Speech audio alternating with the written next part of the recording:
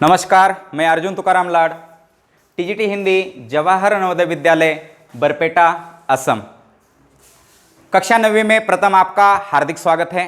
बच्चों, कक्षा 9वीं में एक नया विषय व्याकरण का आया हुआ है और उस विषय का नाम है शब्द और पद। इससे पहले आपने शब्द के बारे में जानकारी लिए, इससे पहले आपने पद के बारे में जानकारी लिए, विशेषण के बारे में जानकारी लिए, संज्ञा के बारे में जानकारी लिए, व्याकरण के विविध विषय को आपने पढ़ा है। लेकिन इस साल नवीनतम पाठ्यक्रम के अनुसार 2020-21 के पाठ्यक्रम के अनुसार शब्द और पद दिया हुआ है। तो इसको समझना बहुत जरूरी है कि शब्द क्या होते हैं और पद किसे कहते हैं और ये वाक्य में कैसे काम करते हैं। इसके बारे में अधिक से अधिक जानकारी आज के इस क्लास में हम ले लेंगे। शब्द और पद हम क्या क्या करेंगे इस पाठ में। शब्द का महत्व आपको बताएंगे, शब्द परिचय तथा परिभाषा हम दे देंगे, शब्द की परिभाषा, शब्द का वाक्य प्रयोग तथा पद निर्माण, पद का निर्माण कैसे होता है, शब्द और पद का अंतर हम स्पष्ट करके देंगे। क्योंकि परीक्षा में अगर देखेंगे तो ये 2 मार्क के लिए आएगा और 2 मार्क के लिए एक ही क्वेश्चन कक्षा 10वीं में बार बार पूछा जाता था। क्योंकि हमारे जितने भी कक्षा 10वीं में पढ़ाने वाले अध्यापक महोदय हैं, वो अध्यापक महोदय जानते हैं और जानते ही नहीं है तो अपने बच्चों को बता देते थे कि क्या बताते थे कि आज से रट लो शब्द किसे कहते हैं, पद किसे कहते हैं और उनके उदाहरण तैयार रखो, दोनों लिखो, आपको शब्द और पद का अंतर स्पष्ट हो जाएगा। 2 मार्क बच्चों को पहले ही बता देते थे, मिल ही जाते थे, वही आ जाता था। वैसे ही हम कक्षा 9th में इस बार आपको बताने वाले हैं। पहले शब्द का महत्व। भाषा अभिव्यक्ति का मूल आधार शब्द होते हैं, शब्द ही ब्रह्म है ऐसे माना जाता है। तो शब्द ही बातचीत या कथ्य में आने वाले व्यक्तियों, प्राणियों, वस्तुओं, गुणों, क्रियाओं, भावनाओं आदि को प्रकट करते हैं। कभी कभी तो उपयुक्त शब्द न मिलने से हम बोलना कठिन हो जाता है ना, कि हम बोलते हैं अरे यार उसके लिए कोई शब्द ही नहीं मेरे पास, या कभी कभी ऐसा कुछ आ जाता है कि उसके लिए एक उपयुक्त शब्द, वो शब्द नहीं मिल पाते हैं, उसी कारण हम बोल नहीं पाते हैं।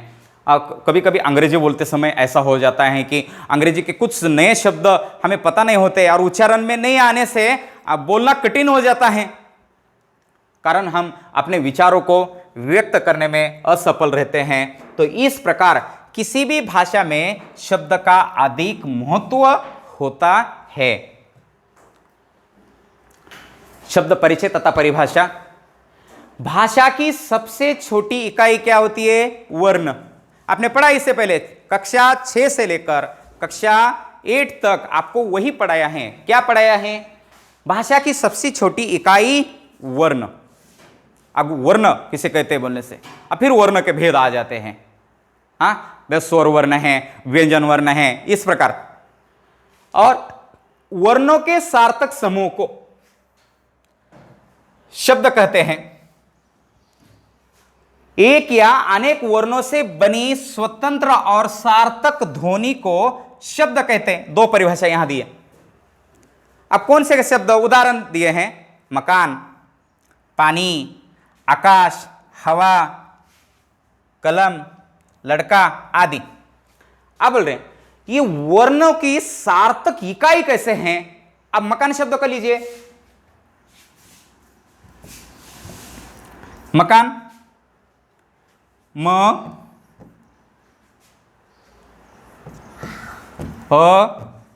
हम इसको अलग करेंगे। क आ म का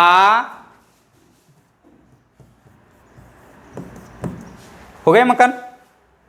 अब देखिए ये वर्णों का सार्थक समूह है। कौन सा? मकान शब्द। हमने इसको अलग कर दिया तो शब्द कौन सा बना? मकान। वैसे ही पानी, वैसे ही आकाश, वैसे ही हवा, वैसे ही कलम, वैसे ही लड़का आदि शब्द बन गए। ये शब्द हैं, ध्यान रखिए। शब्द किसे कहते हैं? वर्णों के सार्थक समूह को शब्द कहते हैं। ध्यान रखिए, क्योंकि आपको परीक्षा में ऐसा ही लिखना है। शब्द और पद की परिभाषा लिखते समय ऐसे लिखना है या उसका अंतरपष्ट अगर करना है तो प्रथम आपको शब्द की परिभाषा देनी पड़ेगी। और शब्द की परिभाषा क्या है? वर्णों के सार्थक समूह को शब्द कहते हैं। और उदाहरण यही दे दो, कोई अलग उदाहरण देने की जरूरत नहीं है, यही उदाहरण दे दो। इसमें से मकान है, पानी है, आकाश है, हवा है, कलम है, लड़का है, इसी में से कोई एक उदाहरण उठाओ दे दो। ये हो गया शब्द और उदाहरण। अब हम देखते हैं पद की परिभाषा और उदाहरण। पद की परिभाषा, शब्द जब व्याकरण के नियमों में बंधकर वाक्य में प्रयुक्त होते हैं तब वो पद कहलाते हैं। हमने मकान शब्द देखा था पहले। इसमें शब्द जब व्याकरण के नियमों में बंधकर वाक्य में प्रयुक्त होते, बरं ठीक है, व्याकरण के नियमों में बंधकर ये छोड़ो, शब्द जब वाक्य में प्रयुक्त होते हैं ना तब वो पद कहलाते हैं। वाक्य के बाहर है तब तक शब्द, वाक्य में आ गए पद, है ना। जब वाक्य के बाहर है तब तक शब्द, वाक्य में आ गए सभी शब्द धातु अपने मूल रूप में शब्द या धातु कहलाते हैं। परंतु शब्दों के साथ जब कारक चिन्ह लग जाते हैं तो वो पद कहला जाते हैं। ये दूसरी एक परिभाषा यहां दी है। लड़का, लड़के ने, लड़के की, लड़के में आदि कारक चिन्ह उसके साथ साथ लग जाते हैं। तो शब्द का पद निर्माण तथा वाक्य प्रयोग कि शब्द से पद कैसे निर्माण होता है, शब्द से पद कैसे निर्माण हो जाता है। आप देखिए, शब्द भाषा की स्वतंत्र अर्थवान इकाई है। आप बोलेंगे अर्थवान इकाई नहीं है तो उसको शब्द ही माना नहीं जाता, क्योंकि भाषा में निरर्थक शब्द के लिए कोई स्थान नहीं है। हमने कहा भी है कि वर्णों के सार्थक समूह को शब्द कहते हैं। तो निरर्थक शब्दों का महत्व क्या है? भाषा में कोई महत्व नहीं है। चाय का महत्व है, वान का कोई महत्व नहीं। चाय, वाय, चाय का महत्व है, पीना है हमें, लेकिन वाय, हाय, व्हाट वाय, क्या है वाय, उसका कोई महत्व नहीं है। तो देखिए, अर्थवान इकाई है जब शब्द स्वतंत्र रूप में प्रयुक्त होता है और वाक्य के बाहर होता है तब तक वो क्या है? शब्द है। परंतु जब वह शब्द व्याकरणिक नियमों में बंधकर वाक्य में प्रयुक्त होता है या किया जाता है तब पद कहलाता है ना। शब्द पद में कैसा कन्वर्ट होता है? वाक्य में गया पद हो गया, वाक्य के बाहर आ गए शब्द, अभी शब्द है, वाक्य में गया पद निर्माण हो गया। मतलब शब्द से पद का निर्माण कैसे होता है उसके बारे में आपने यहां जानकारी ले ली।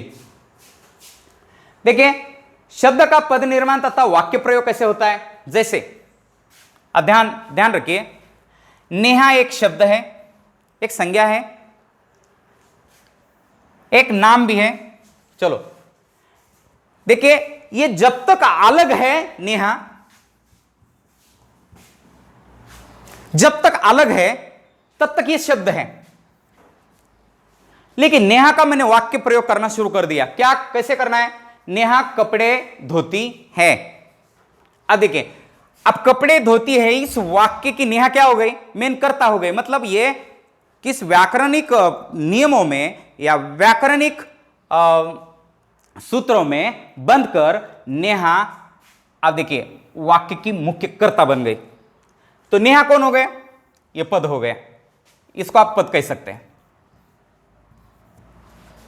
कपड़े धोती है, इस वाक्य का हर शब्द अब पद है।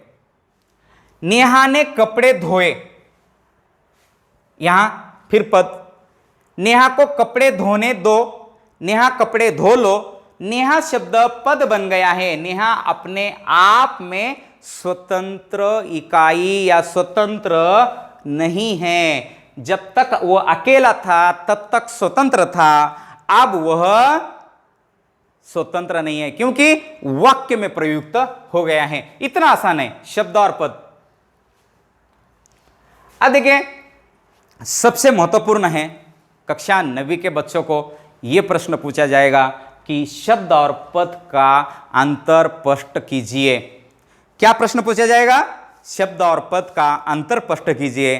तो मैंने आपको अलग से दे दिया है, जैसे कि वैसे अगर परीक्षा में भी लिखेंगे ना, आपका 1 मार्क भी नहीं कटने वाला है।